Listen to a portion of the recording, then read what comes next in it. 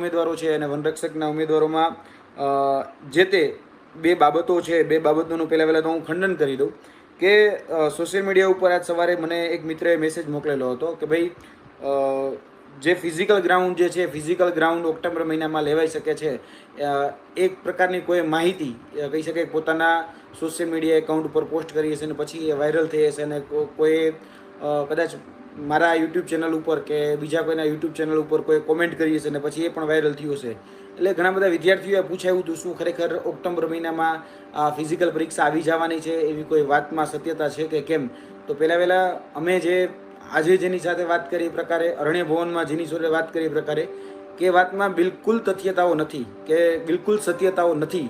કેમ કે હજી સુધી જે બાબતો જે સામે આવી છે એમાં ઓક્ટોબર મહિનામાં જ ગ્રાઉન્ડ લઈ લેવું એ પ્રકારની કોઈ પ્રકારનું હજી સુધી આયોજન એઝ એ કાગળ ઉપર અથવા તો કહી શકાય કે જે રીતે ભરતી બોર્ડ જે રીતે આયોજન કરતું હોય એ પ્રકારે કોઈ પ્રકારનું હજી સુધી આયોજન નથી. ગ્રાઉન્ડની ફાળવણી પણ હજી સુધી કરવામાં આવેલ નથી.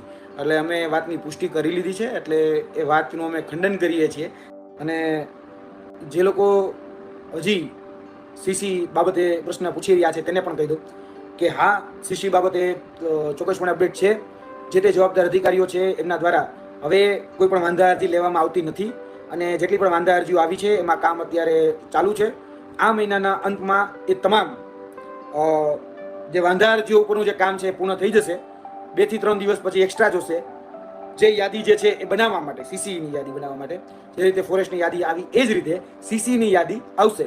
5 સપ્ટેમ્બર સુધી કદાચ તમારે રાહ જોવી પડશે. 5 તારીખ સુધી તમારે, એટલે કે ઓગસ્ટના એન્ડમાં આ બધી જ ઘટનાઓ પૂર્ણ થશે અને સપ્ટેમ્બરના પહેલા વીકની વાત એ જે તે વર્તમાન ભરતી બોર્ડના સચિવ હોય કે જવાબદાર અધિકારીઓ હોય એના દ્વારા મળેલો આ જવાબ છે કે ભાઈ સપ્ટેમ્બરના પહેલા વીકમાં અથવા તો પહેલા વીક સુધીમાં જ અમે આ યાદી છે એ પ્રસિદ્ધ કરી દઈશું. એટલે સીસી બાબતે એ સ્પષ્ટ છે કે ભાઈ આ હવે કદાચ વધીને કદાચ 2 અઠવાડિયા તમારે રાહ જોવી પડશે. 2 અઠવાડિયામાં તમારી યાદી છે એ પ્રસિદ્ધ થઈ જશે.